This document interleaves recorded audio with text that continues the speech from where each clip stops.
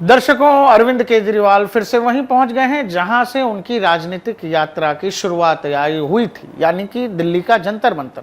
उनका यह कहना है कि मैं जनता के अदालत के बीच जा रहा हूं, अब जनता यह तय करे कि मैं ईमानदार हूं या बेईमान हूं। अरविंद केजरीवाल को पहले यह बता देते हैं, फिर याद करा देते हैं आपको।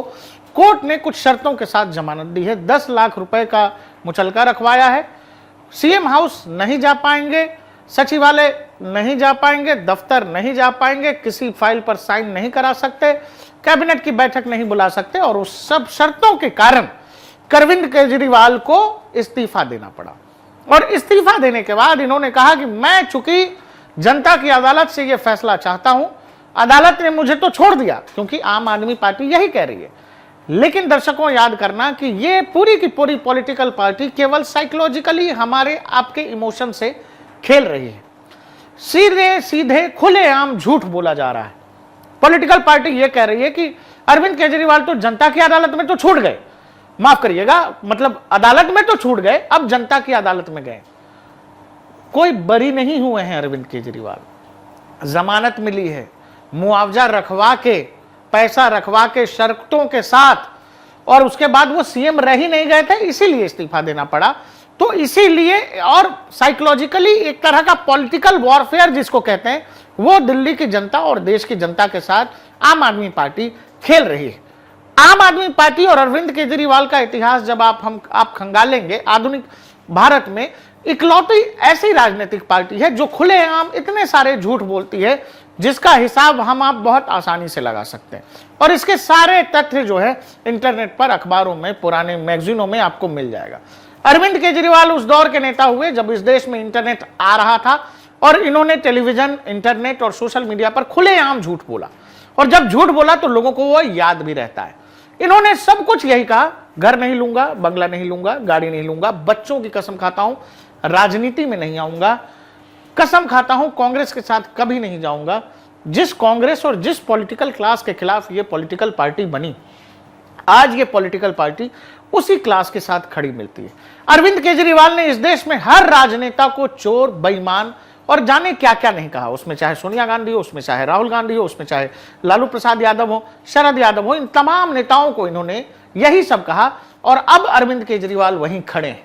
इसीलिए मैंने आपसे कहा कि इनके जितने भी झूठ हैं पब्लिकली, उन सब के फुटप्रिंट्स जनता के बीच हैं। बावजूद इसके बार बार ये पॉलिटिकल पार्टी यही लोगों को बताने की कोशिश करती है कि इनसे बड़ा ईमानदार कोई नहीं है। जो ईमानदार होता है उसको बताने की जरूरत नहीं होती, उसका एक्शन उसको बताता है कि आप ईमानदार हैं या बेईमान हैं। लेकिन यही एक साइकी है जो साइकोलॉजिकली आम आदमी पार्टी लोगों से खेलती है। वो ये कि बार बार जब कोई चीज बोली जाए, आप ये बताइए, अरविंद केजरीवाल रेनॉल्ड्स का एक पेन रखते हैं, ये ब्लू वाली शर्ट पहनते हैं, लेकिन घर पर खर्च किया 60 से 70 करोड़, जिस गाड़ी में घूमते हैं उस गाड़ी की कीमत है 60 लाख।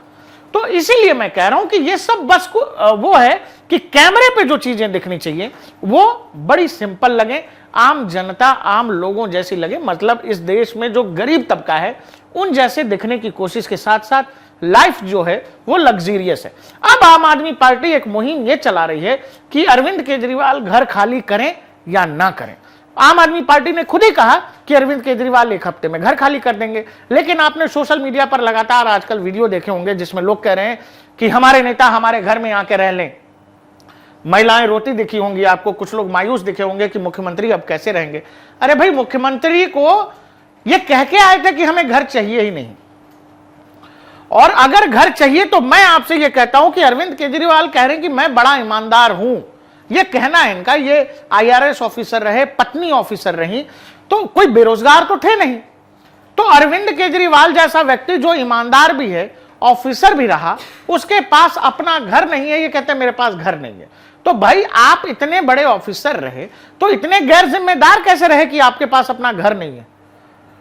कोई बेरोजगार नहीं थे आप, आपके पास रोजगार था। तो वही मैं कह रहा हूं कि एक साइकोलॉजिकल वॉरफेयर पॉलिटिकली खोलने की कोशिश है। और अब जनता की अदालत के बीच में क्या, इस देश में जनता ने अतीक अहमद, मुख्तार अंसारी, शहाबुद्दीन, इन जैसे तमाम नेताओं को देश की संसद में भेज दिया। लेकिन क्या ये जनता की अदालत से चुकी चुन करके संसद पहुंच गए तो ये बेगुनाह है?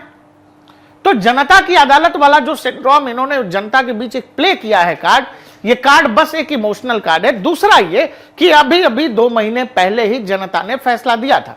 अरविंद केजरीवाल गली गली घूम के कह रहे थे मुझे वोट दे दोगे मैं जेल नहीं जाऊंगा, नहीं दोगे मैं जेल चला जाऊंगा, आपका ईमानदार बेटा जेल चला जाएगा। दिल्ली ने 7 की 7 लोकसभा सीट आम आदमी पार्टी और कांग्रेस को हरा दी।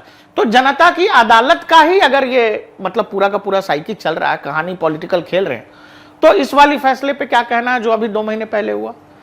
अब ये जा रहे हैं फ्यूचर में। तो एक और कहानी मैं आपको छोड़े जाता हूं। इसके बाद जंतर मंतर पर एक बड़ी स्पीच अरविंद केजरीवाल देंगे, वो बताएंगे कि वो ईमानदार हैं, उन्होंने कुछ नहीं कहा, सरकार उनको फंसा रही है, बीजेपी उनको फंसा रही है, हमारे नेताओं को जेल भेजा जा रहा है। ये सब कहने के साथ अरविंद केजरीवाल ये कहेंगे कि मैं ईमानदार होऊंगा तो ही मुझे चुनना, वरना मत चुनना। मैं आपसे एक शर्त के साथ वो कहानी के साथ छोड़े जाता हूं। कोर्ट ने ये कहा है कि आप सीएम दफ्तर नहीं जा सकते, सचिवालय नहीं जा सकते, कैबिनेट बैठक नहीं बुला सकते। आतिशी मार लेना, अब इस देश मतलब दिल्ली के सीएम है। दिल्ली में मान लीजिए अरविंद केजरीवाल फिर से चुनकर चले आते हैं, तो क्या ये कोर्ट वाली जो शर्तें हैं, ये कोर्ट की शर्तें, अदालत की शर्तें फिर हट जाएंगी? इसीलिए मैं कह रहा हूं कि इसमें बहुत सारा पेच है। अरविंद केजरीवाल, आम आदमी पार्टी लोगों के इमोशन और उनके साइकोलॉजी से खेल रही है। वो चीज जो बार बार बोली जाए, लगातार बोली जाए, लोग एक समय के बाद उसको सच मान लेते हैं।